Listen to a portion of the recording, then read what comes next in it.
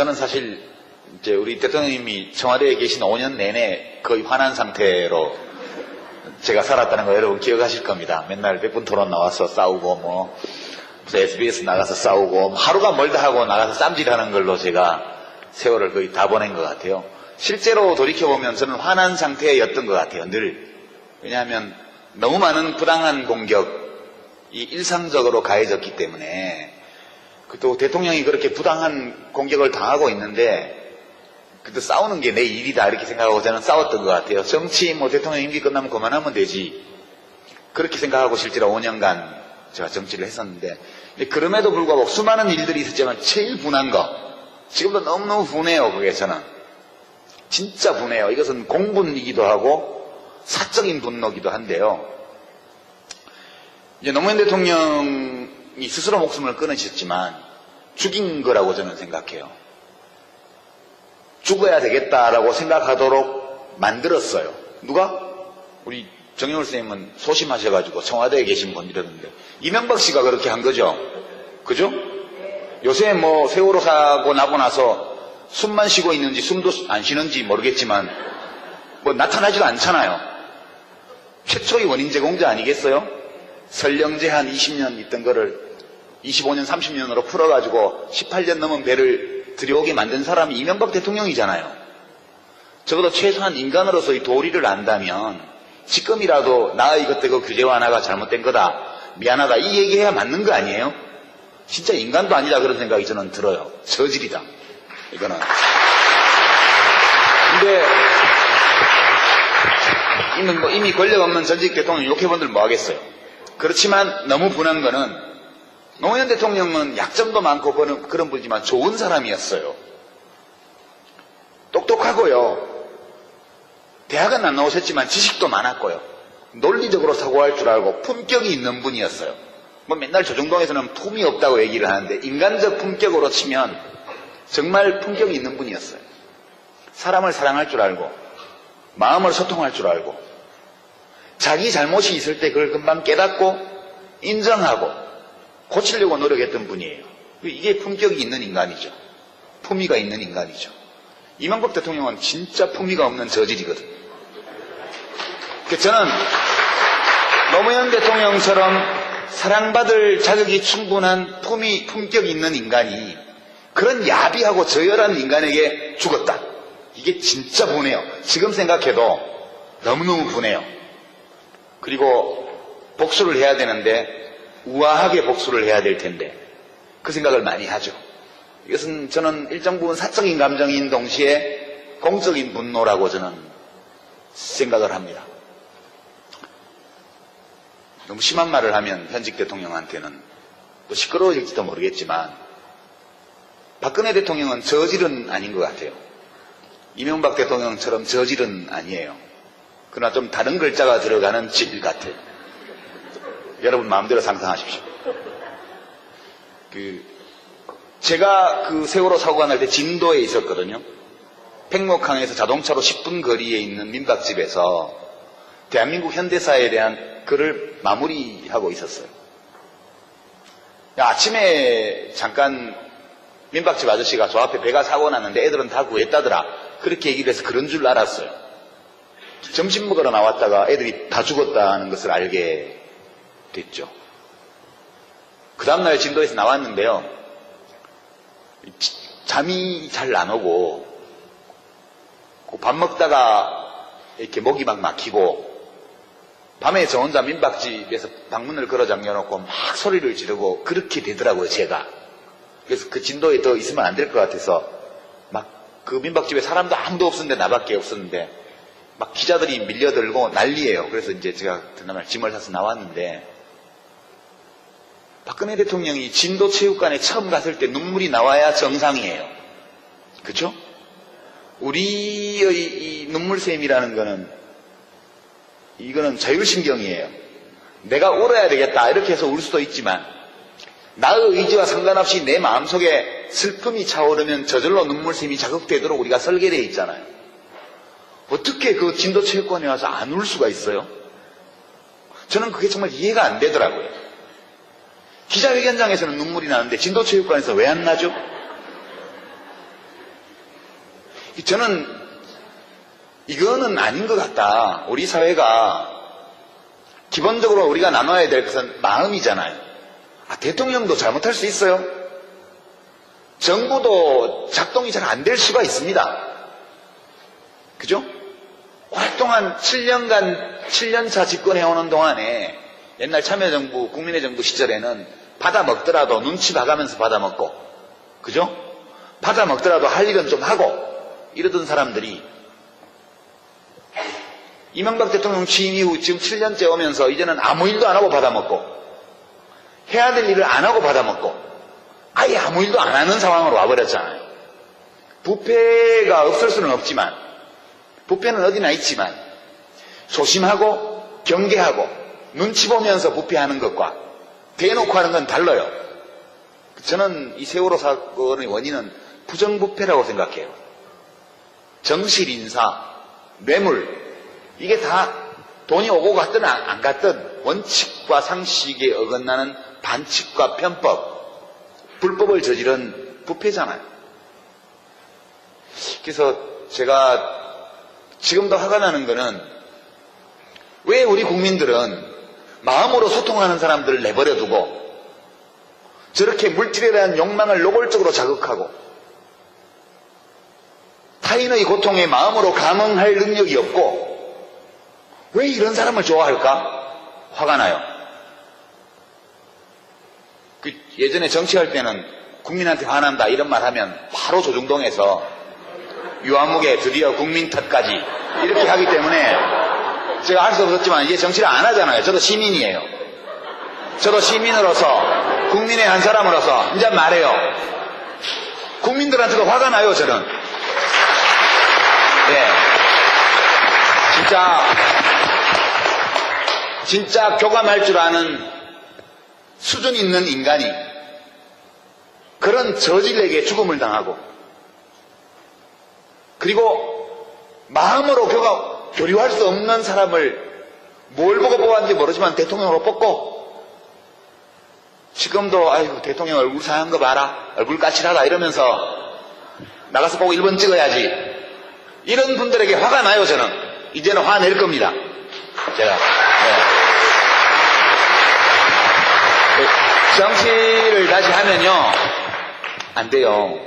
세일즈맨은 고객이 왕이잖아요. 직업 정치는 세일즈하고 거의 비슷합니다. 무조건 수요자에게 맞춰야 돼요. 내가 제품에 하자가 있는 걸 알아도 경쟁사의 제품에 하자가 있고 내 제품에 하자가 있는 걸 알아도 말할 수 없어요. 그 고객이 불합리한 구매 행위를 해도 나는 팔아야 돼요. 이거 이건 전혀 성격이 다른 일인 것 같아요. 저는 고객들을 앞으로도 상대하는데요. 제 물건 팔려고 상대하는 게 아니고 물건 똑바로 사라고 이야기하는 그런 일을 하고 싶어요. 저보고 돌아오라고 하지 마시고. 네, 질문지들을 좀 주셨는데요. 그 중에 한 3분 정도가 거의 똑같은 질문을 주셔서 이건 해소가 됐습니다. 다시 정치 안 하시나요? 이 질문. 네. 실제로 노 대통령께서 돌아가시기 얼마 전에 제가 마지막 뵈었을 때 4월 20일인데요. 4월 19일 날, 물론 그 뒤에 이제 검찰에 가시던 날도 뵈었고 그러긴 했습니다만 4월 19일 날 이제 저를 버리셔야 됩니다. 이 글을 홈페이지에 올리신 걸 보고 제가 그 다음날 아침에 무작정 차를 타고 이제 엄청 사진이 많이 찍힌 날입니다. 그날. 그날 가서 제가 갔더니 그 시계 얘기를 하시더라고요. 그 시계가 말이야 그러시기에 대통령 저 뭐 그런 얘기 들으러 온 거 아니고요. 옛날에 즐거웠던 이야기들 좀 하려고 왔습니다. 그래서 여사님 모시고 셋이서 이제 밥 먹고 차 마시면서 옛날 얘기를 하면서 좀 한 2시간, 3시간 정도 좀 즐거운 시간을 보냈어요. 그때 경호 맡은 그 책임자분 말씀으로는 며칠 만에 처음 웃으셨다고 그러더라고요. 그래서 제가 나와서 이제 한명숙 총리하고 이해찬 총리한테 전화드려가지고 전화하면 오지 말라고 막 그러시는데 화를 내시는 막 오지 말라고 절대 오지 말라고 막 얼굴 끄실린다 이러시면서 이제 기자들 있고 하니까 오지 말라고 그러시는데 가니까 되게 좋아하십디다.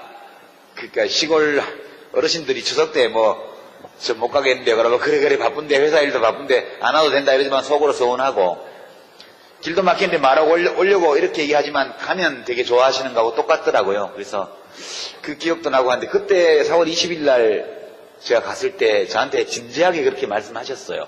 그 전까지는 저 유아무개 정치적으로 제기를 시켜야 되니까 은평을 재선거에 나가도록 하면 어떨까 뭐 이런 얘기를 누구한테 하셨던데 그날은 진짜 이 사회를 바꾸려면 정치만 가지고는 안 되는 것 같다고. 그래서 당신은 정치하지 마라 그러시고 그럼 뭐 해요? 그랬더니 젊은 사람들 만나서 강연도 하고 글도 쓰고 그게 더 낫지. 정치는 누가 합니까? 했더니 정치는 정치밖에 못하는 사람들이 하면 되지. 저한테 그러셨어요. 그래서 저는 그날은 그냥 하신 말씀이 아니고 정말 진지하게 저한테 말씀을 하셨는데 그 뒤에 저는 정치를 하려고 그랬죠 또. 예. 근데 잘 안 되더라고요. 역시 대통령님 판단이 말 들을 걸 괜히 했다 제가 그 생각했고요. 제가 최근에 어디 책을 읽다가 본 규절인데요. 선생님, 착한 사람하고 나쁜 사람이 싸우면 누가 이겨요? 그렇게 질문을 하니까 답이 힘센 놈이 이기지. 예, 착한 놈하고 나쁜 놈하고 싸우면 누가 이기냐? 힘센 놈이 이겨요. 착하든 나쁘든. 근데 노래통령께서 이제 봉화마을 사시면서 마지막에 남기신 말씀들이나 글들이 나중에 진보의 미래라는 책으로 이제 나왔죠. 거기 보면 그 버스 이야기가 나오죠. 이제 부산에서 진영 가는 버스인데 중간에 어디 섰어요. 버스가 복잡해요. 그러니까 이제 사람들이 야 운전사 양반 그만 태워서 비잡다 이제 경상도 말로 비잡다 그만 태워서 이러면 이거 보수예요. 안으로 좀 들어가 봅시다. 같이 타고 가게. 이렇게 말하면 이게 진보래요. 그게 이제 노무현 대통령의 보수 진보 분류법이었어요.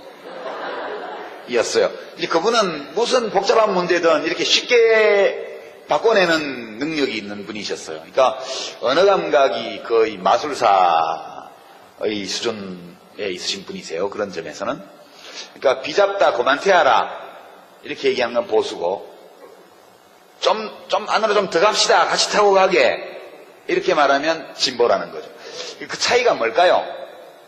저는 그것이 타인의 고통, 타인의 아픔, 다른 사람의 소망에 감응하는 능력의 차이라고 봐요.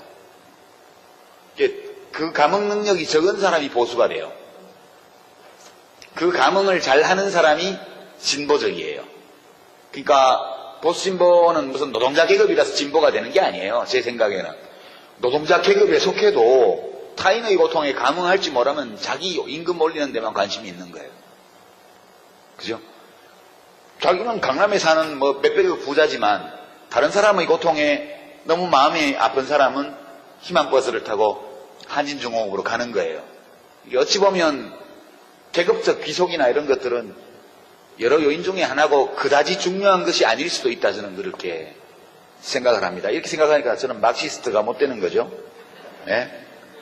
막스가 18살 때 쓴 글을 보면 저는 되게 좋아하는 문장인데 그때는 뭐 작가도 뭣도 아니었던 거예요. 사회주의자도 아니었던 거죠. 근데 그런 문장을 썼대요. 이 세상에 모든 사람들 중에서 행복하지 않은 사람이 한 사람이라도 있다면 나는 그런 세상에 살고 싶지 않다고. 예. 마르크스는 그런 감흥 능력이 아주 굉장히 컸던 사람이죠. 제가 세월호 사고가 나고 나서 뭐 국민 미개 국민 뭐 이런 얘기 돌고 뭐 대통령이 죽였냐 뭐 왜 대통령 보고 그냐 뭐 유족이 무슨 벼슬이냐 이런 말들이 주로 새누리당 주변에서 많이 나오는 건 아시죠? 예. 그러니까 저게 뭐냐 이래서 이제 어떤 분이 평하기를 이 싸움은 진보와 보수의 싸움이 아니고 인간 대 짐승의 싸움이다. 그렇게 얘기하는 걸 제가 어디서 봤는데요. 짐승은 좀 과장된 거죠. 그러니까 이제 정확하게 표현하면 타인의 고통에 감응할 줄 아는 인간과 타인의 고통에 감응하는 능력이 극히 약하거나 그런 능력이 없는 전문 용어로 따옴표 치고 사이코패스 혹은 소시오패스와의 싸움이라는 거예요. 그러니까 이 타인의 고통에 감응하는 능력이 전적으로 결여되고 공격적 성향이 있으면 연쇄살인범이 되잖아요. 그런 분들 중에서 나오잖아요. 연쇄살인범이. 그러니까 저는 그렇게 생각해요. 지금 이 질문 주신 분이 무엇 때문에 고민하시는지 알겠는데 사회를 바꾸는 힘은 악해져서 나오는 게 아니에요. 악하면 사회를 못 바꿔요. 그리고 악해져야 힘을 키울 수 있는 것도 아니라고 봐요. 진짜 큰 힘, 우리 대한민국을 이만큼의 민주주의라도 이루어지는 나라로 만든 힘이라는 것은 그 자체로서는 작지만 약하지만 선한 마음들이 수백만 수천만이 모여서 이 변화를 만들어낸 거기 때문에요. 우리는 착한 가운데 힘이 세져야 된다. 저는 그렇게 생각을 합니다. 이게 둘 다 간단치 않은 질문이긴 해요. 근데 이제 노 대통령께 제가 이렇게 직접 여쭤본 적은 없어요. 왜 이 길을 오셨습니까? 그러나 이제 제가 느끼는 바가 있죠. 느끼는 바가 있고. 그런데 여러 가지 답을 할 수 있겠지만 이제 제 경우도 그러하고 노무현 대통령 경우도 그렇고 이게 왜 정치를 했을까? 왜 대통령이 되려고 하셨을까? 왜 그런 방식으로 대통령직을 수행하셨을까? 그리고 왜 그런 식으로 떠나셨을까? 이 전체를 생각해 보면 노무현 대통령은 자기 자신을 굉장히 적극적으로 표현하고 사신 분이라는 생각이 들어요. 이게 이제 자아실현이라는 말이 자기 자신의 가능성, 자기의 개성, 그리고 자기의 지향, 그러면 내가 도달할 수 있는 가장 높은 곳까지 도달하려는 의지, 이런 것들이 이제 자아거든요. 그러니까 노무현 대통령은 이제 속된 표현으로 하면 야심이 이만저만한 분이 아니셨어요. 그 야심이 내가 대통령이 돼야 되겠다. 이거는 그렇게 큰 야심이 아니에요. 그분의 야심은 반칙하지 않고도 이길 수 있다는 것을 보여주겠다. 그런 거예요. 그거는 대통령이 되는 것보다 훨씬 어려워요. 대통령이 되는 거를 목표로 삼으면 그냥 반칙을 해서라도 하면 되죠. 그렇지만 대통령이 되는 것이 목표가 아니고 반칙하지 않고도 이길 수 있다는 증거가 되고 싶다. 이렇게 되면 이 야심은 정말 대단한 거거든요. 그래서 저는 이제 노 대통령이 야심이 굉장히 큰 분이었다. 그리고 그런 큰 야심을 내면에 가지고 있는 그분의 그분의 인격적 자아라는 것은 굉장히 독특한 면이 있었던 것이고, 그 점이 보통의 우리들과 좀 다른 점이 아니었을까, 그렇게 생각하고, 닮고 싶어도 닮으려고 노력은 할 수 있는데 꼭 닮기는 어려운 분인 것 같다, 이분은. 네, 그런 생각이에요. 그리고 이 목표는 사실 꼭 대통령이 됨으로써만 이룰 수 있는 것은 아니고, 우리가 일하고 있는 모든 공간에서 정직하게 반칙하지 않고 살아도 성공할 수 있다는 걸 보여줄 수 있는 방법은 참 다양하게 많은 것 같아요. 그래서 저는 우리가 대통령과 비슷한 야망을 품어도 되지 않나? 그런 생각도 한편으로 하고요. 제가 정치를 한 거는 사실은 이제 저는 경상도 출신이고 서울대를 나왔고, 그런데 그게 다 싫어요, 문화적으로.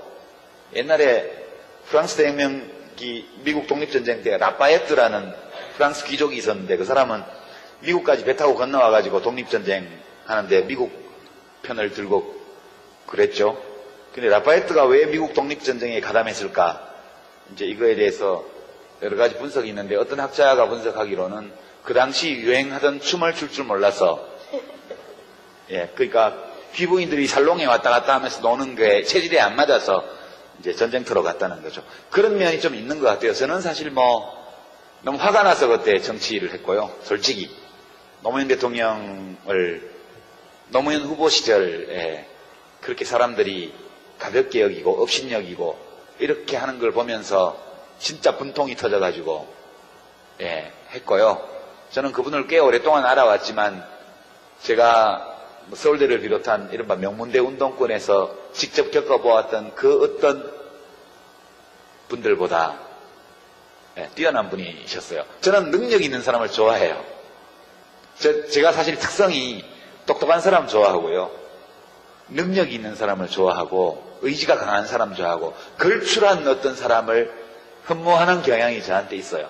근데 노무현 대통령은 제가 본 모든 정치인 가운데 가장 걸출한 분이셨는데 사람들이 그걸 인정 안 하고 그분보다 훨씬 못하면서 또 자기가 더 훌륭하다고 생각을 하고 생각만 하면 좋은데 드러내놓고 그런 걸 표현하고 하는 것이 저로서는 참 참기 어려워서 그래서 자원봉사를 했고 그러다 보니까 뭐 정당도 하게 되고 그러다 보니까 국회의원도 되고 그러다 보니까 장관도 하고 이렇게 이제 왔던 거죠. 저는 어떻게 보면 제 결단으로 정치를 했던 것은 아니었죠.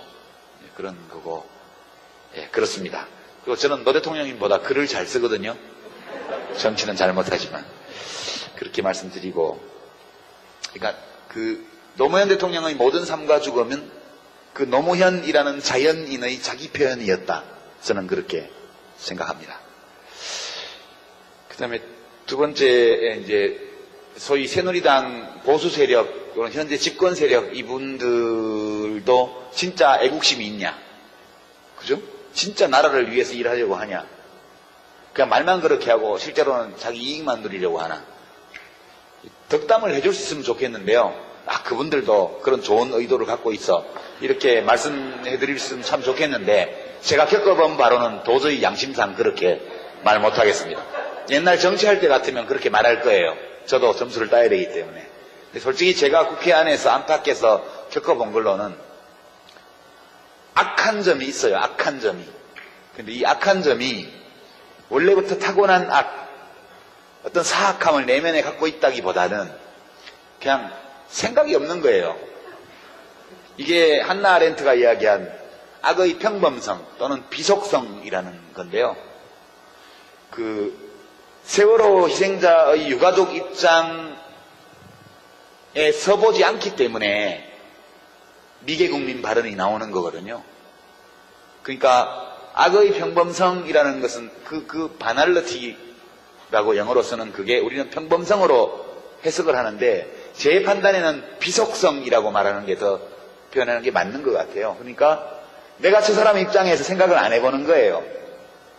그게 한나 아렌트가 예루살렘의 아이히만이라고 하는 책에 쓴 개념인데요. 그 사람이 나치의 학살 명령을 그대로 집행한 책임자, 수용소 책임자인데 뭐라고 주장했냐면 나는 그냥 국가의 명령에 따라서 애국심에서 지시대로 나의 직분에 따라서 내가 할 일을 했다. 그렇게만 주장하죠. 그건 정직한 태도고 그럴 수도 있어요. 그러나 역지사지를 전혀 안 해본 거죠. 그러니까 이 생각 없음을 한나 아렌트는 악이라고 그랬거든요. 제가 이제 새누리당이나 최근 이 세월호 사태를 둘러싸고 온갖 이해할 수 없는 말들을 내뱉는 사람들을 볼 때 그분들이 마음속에서 어떤 절대 악을 갖고 있기 때문이 아니고 이 생각 없음이라는 이 악의 비속성, 이 무엇인지를 제일 잘 보여주고 있다고 저는 보는 거예요. 생각하지 않으면 악에 빠지게 돼요. 생각하지 않으면 악에 물들게 돼요. 생각이 없으면 악을 저지르게 돼요. 악에 가담하게 돼요. 악이라는 것은 특별한 무엇으로 존재한다기보다는 우리들 각자의 내면에도 일정 부분 있을 수밖에 없는 어떤 요소다. 저는 그렇게. 그 감흥 능력이 적은 사람이 보수가 돼요. 그 감흥을 잘 하는 사람이 진보적이에요. 그러니까 보수 진보는 무슨 노동자 계급이라서 진보가 되는 게 아니에요. 제 생각에는. 노동자 계급에 속해도 타인의 고통에 감흥할지 모르면 자기 임금 올리는 데만 관심이 있는 거예요. 그죠? 자기는 강남에 사는 뭐 몇백억 부자지만 다른 사람의 고통에 너무 마음이 아픈 사람은 희망버스를 타고 한진중공업으로 가는 거예요.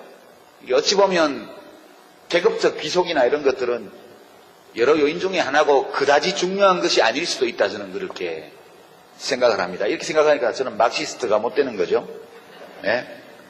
막스가 18살 때 쓴 글을 보면 저는 되게 좋아하는 문장인데 그때는 뭐 작가도 뭣도 아니었던 거예요. 사회주의자도 아니었던 거죠. 근데 그런 문장을 썼대요. 이 세상에 모든 사람들 중에서 행복하지 않은 사람이 한 사람이라도 있다면 나는 그런 세상에 살고 싶지 않다고. 마르크스는 그런 감흥 능력이 아주 굉장히 컸던 사람이죠. 제가 세월호 사고가 나고 나서 뭐 국민 미개 국민 뭐 이런 얘기 돌고 뭐 대통령이 죽였냐 뭐 왜 대통령 보고 그냐 뭐 유족이 무슨 벼슬이냐 이런 말들이 주로 새누리당 주변에서 많이 나오는 건 아시죠? 예. 그러니까 저게 뭐냐 이래서 이제 어떤 분이 평하기를 이 싸움은 진보와 보수의 싸움이 아니고 인간 대 짐승의 싸움이다. 그렇게 얘기하는 걸 제가 어디서 봤는데요. 짐승은 좀 과장된 거죠. 그러니까 이제 정확하게 표현하면 타인의 고통에 감응할 줄 아는 인간과 타인의 고통에 감응하는 능력이 극히 약하거나 그런 능력이 없는 전문 용어로 따옴표 치고 사이코패스 혹은 소시오패스와의 싸움이라는 거예요. 그러니까 이 타인의 고통에 감응하는 능력이 전적으로 결여되고 공격적 성향이 있으면 이 연쇄살인범이 되잖아요. 그런 분들 중에서 나오잖아요. 연쇄살인범이. 그러니까 저는 그렇게 생각해요. 지금 이 질문 주신 분이 무엇 때문에 고민하시는지 알겠는데 사회를 바꾸는 힘은 악해져서 나오는 게 아니에요. 악하면 사회를 못 바꿔요. 그리고 악해져야 힘을 키울 수 있는 것도 아니라고 봐요.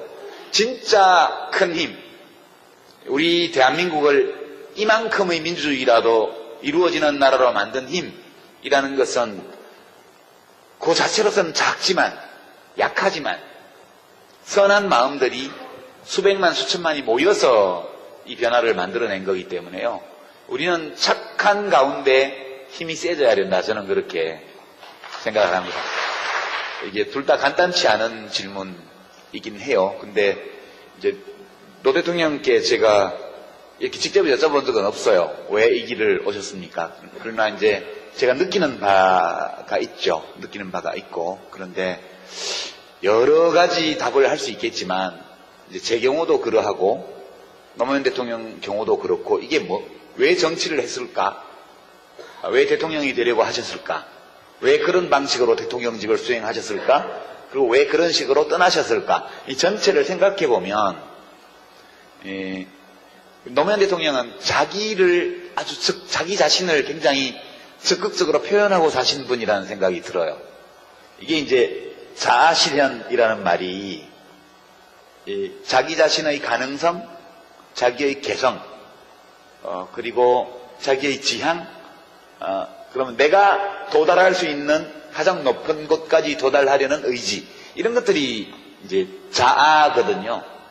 그러니까 노무현 대통령은 이제 속된 표현으로 하면 야심이 이만저만한 분이 아니셨어요. 그 야심이 그 민박집에 사람도 아무도 없었는데 나밖에 없었는데 막 기자들이 밀려들고 난리예요. 그래서 이제 제가 그날 짐을 사서 나왔는데 박근혜 대통령이 진도체육관에 처음 갔을 때 눈물이 나와야 정상이에요. 그렇죠? 우리의 이 눈물샘이라는 거는 이거는 자율신경이에요. 내가 울어야 되겠다 이렇게 해서 울 수도 있지만 나의 의지와 상관없이 내 마음속에 슬픔이 차오르면 저절로 눈물샘이 자극되도록 우리가 설계되어 있잖아요. 어떻게 그 진도체육관에 와서 안 울 수가 있어요? 저는 그게 정말 이해가 안 되더라고요. 기자회견장에서는 눈물이 나는데 진도체육관에서 왜 안 나죠? 저는 이거는 아닌 것 같다. 우리 사회가 기본적으로 우리가 나눠야 될 것은 마음이잖아요. 대통령도 잘못할 수 있어요. 정부도 작동이 잘 안 될 수가 있습니다. 그죠? 오랫동안 7년차 집권해오는 동안에 옛날 참여정부, 국민의 정부 시절에는 받아먹더라도 눈치 봐가면서 받아먹고, 그죠? 받아먹더라도 할 일은 좀 하고 이러던 사람들이 이명박 대통령 취임 이후 지금 7년째 오면서 이제는 아무 일도 안 하고 받아먹고 해야 될 일을 안 하고 받아먹고 아예 아무 일도 안 하는 상황으로 와버렸잖아요. 부패가 없을 수는 없지만 부패는 어디나 있지만 조심하고 경계하고 눈치 보면서 부패하는 것과 대놓고 하는 건 달라요. 저는 이 세월호 사건의 원인은 부정부패라고 생각해요. 정실인사, 뇌물 이게 다 돈이 오고 갔든 안 갔든 원칙과 상식에 어긋나는 반칙과 편법, 불법을 저지른 부패잖아요. 그래서 제가 지금도 화가 나는 거는 왜 우리 국민들은 마음으로 소통하는 사람들을 내버려 두고 저렇게 물질에 대한 욕망을 노골적으로 자극하고 타인의 고통에 마음으로 감응할 능력이 없고 왜 이런 사람을 좋아할까? 화가 나요. 예전에 정치할 때는 국민한테 화난다 이런 말 하면 바로 조중동에서 유아무개 드디어 국민 탓까지 이렇게 하기 때문에 제가 할 수 없었지만 이제 정치를 안 하잖아요. 저도 시민이에요. 저도 시민으로서 국민의 한 사람으로서 이제 말해요. 국민들한테도 화가 나요. 저는. 네. 진짜 교감할 줄 아는 수준 있는 인간이 그런 저질에게 죽음을 당하고 그리고 마음으로 교류할 수 없는 사람을 뭘 보고 뽑았는지 모르지만 대통령으로 뽑고 지금도 아이고 대통령 얼굴 상한 거 봐라 얼굴 까칠하다 이러면서 나가서 꼭 1번 찍어야지 이런 분들에게 화가 나요. 저는 이제는 화낼 겁니다. 제가 정치를 다시 하면요 안 돼요. 세일즈맨은 고객이 왕이잖아요. 직업 정치는 세일즈하고 거의 비슷합니다. 무조건 수요자에게 맞춰야 돼요. 내가 제품에 하자가 있는 걸 알아도 경쟁사의 제품에 하자가 있고 내 제품에 하자가 있는 걸 알아도 말할 수 없어요. 그 고객이 불합리한 구매 행위를 해도 나는 팔아야 돼요. 이건 전혀 성격이 다른 일인 것 같아요. 저는 고객들을 앞으로도 상대하는데요.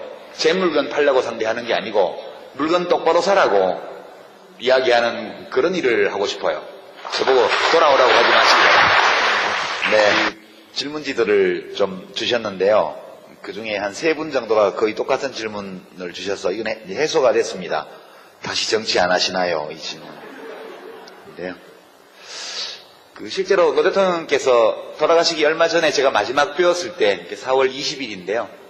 4월 19일 날, 물론 그 뒤에 이제 검찰에 가시던 날도 뵈었고 그러긴 했습니다만 4월 19일 날 이제 저를 버리셔야 됩니다. 이 글을 홈페이지에 올리신 걸 보고 제가 그 다음날 아침에 무작정 차를 타고 이제 엄청 사진이 많이 찍힌 날입니다. 그날.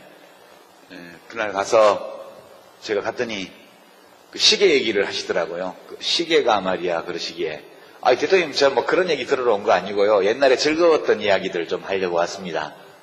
그래서 여사님 모시고 셋이서 이제 밥 먹고 차 마시면서 옛날 얘기를 하면서 좀 한 2시간, 3시간 정도 좀 즐거운 시간을 보냈어요. 그때 경호 맡은 그 책임자분 말씀으로는 며칠 만에 처음 웃으셨다고 그러더라고요. 그래서 제가 나와서 이제 한명수 총리하고 이해찬 총리한테 전화 드려가지고 전화하면 오지 말라고 막 그러시는데 화를 내시는 막 오지 말라고 절대 오지 말라고 막 얼굴 끄실린다 이러시면서 이제 기자들 있고 하니까 오지 말라고 그러시는데 가니까 되게 좋아하십디다. 그러니까 시골 어르신들이 추석 때 저 못 가겠는데 그러면 그래 바쁜데 회사 일도 바쁜데 안 와도 된다 이러지만 속으로 서운하고 길도 막히는데 말하고 오려고 이렇게 얘기하지만 가면 되게 좋아하시는 거하고 똑같더라고요. 그래서 그 기억도 나고 하는데 그때 4월 20일 날 제가 갔을 때 저한테 진지하게 그렇게 말씀하셨어요. 그 전까지는 저 유아무개 정치적으로 제기를 시켜야 되니까 은평을 재선거에 나가도록 하면 어떨까 뭐 이런 얘기를 누구한테 하셨던데 그날은 진짜 이 사회를 바꾸려면 정치만 가지고는 안 되는 것 같다고. 그래서 당신은 정치하지 마라 그러시오. 그럼 뭐 해요? 그랬더니 젊은 사람들 만나서 강연도 하고 글도 쓰고 그게 더 낫지. 정치는 누가 합니까? 했더니 정치는 정치밖에 못하는 사람들이 하면 되지. 저한테 그러셨어요. 그래서 저는 그날은 그냥 하신 말씀이 아니고 정말 진지하게 저한테 말씀을 하셨는데 그 뒤에 저는 정치를 하려고 그랬죠 또. 예. 근데 잘 안 되더라고요. 역시 대통령님 판단이 말 들을 걸 괜히 했다 제가 그 생각했고요. 제가 최근에 어디 책을 읽다가 본 규절인데요. 선생님 착한 사람하고 나쁜 사람이 싸우면 누가 이겨요? 그렇게 질문을 하니까 답이 힘센 놈이 이기지. 예, 착한 놈하고 나쁜 놈하고 싸우면 누가 이기냐? 힘센 놈이 이겨요. 착하든 나쁘든. 근데 노 대통령께서 이제 봉화마을 사시면서 마지막에 남기신 말씀들이나 글들이 나중에 진보의 미래라는 책으로 이제 나왔죠. 거기 보면 그 버스 이야기가 나오죠. 이제 부산에서 진영 가는 버스인데 중간에 어디 섰어요. 버스가 복잡해요. 그러니까 이제 사람들이 야 운전사 양반 그만 태워서 비잡다, 이제 경상도 말로 비잡다 그만 태워서 이러면 이거 보수예요. 좀 안으로 좀 들어가 봅시다. 같이 타고 가게. 이렇게 말하면 이게 진보래요. 그게 이제 노무현 대통령의 보수 진보 분류법이었어요. 이제 그분은 무슨 복잡한 문제든 이렇게 쉽게 바꿔내는 능력이 있는 분이셨어요. 그러니까 언어 감각이 거의 마술사의 수준에 있으신 분이세요. 그런 점에서는. 그러니까 비잡다 그만 태워라 이렇게 얘기하는 건 보수고, 좀 안으로 좀 들어갑시다. 같이 타고 가게. 이렇게 말하면 진보라는 거죠. 그 차이가 뭘까요? 저는 그것이 타인의 고통, 타인의 아픔, 다른 사람의 소망에 감응하는 능력의 차이라고 봐요. 내가 대통령이 돼야 되겠다. 이거는 그렇게 큰 야심이 아니에요. 그분의 야심은 반칙하지 않고도 이길 수 있다는 것을 보여주겠다. 그런 거예요. 그거는 대통령이 되는 것보다 훨씬 어려워요. 대통령이 되는 것을 목표로 삼으면 그냥 반칙을 해서라도 하면 되죠. 그렇지만 대통령이 되는 것이 목표가 아니고 반칙하지 않고도 이길 수 있다는 증거가 되고 싶다. 이렇게 되면 이 야심은 정말 대단한 거거든요. 그래서 저는 이제 노 대통령이 야심이 굉장히 큰 분이었다.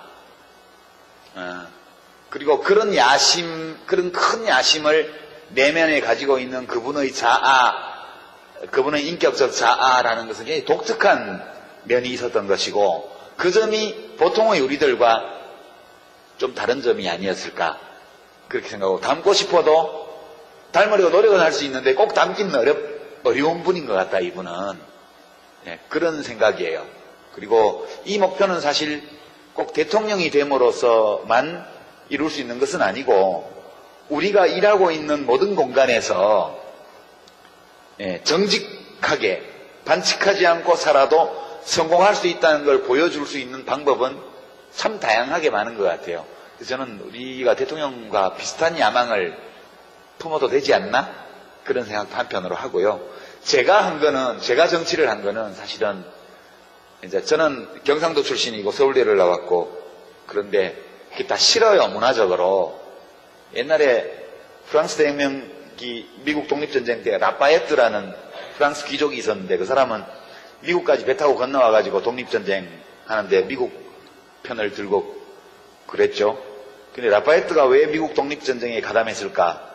이제 이거에 대해서 여러 가지 분석이 있는데, 어떤 학자가 분석하기로는 그 당시 유행하던 춤을 출 줄 몰라서, 그러니까 귀부인들이 살롱에 왔다 갔다 하면서 노는 게 체질에 안 맞아서 이제 전쟁터로 갔다는 거죠. 그런 면이 좀 있는 것 같아요. 저는 사실 너무 화가 나서 그때 정치를 했고요. 솔직히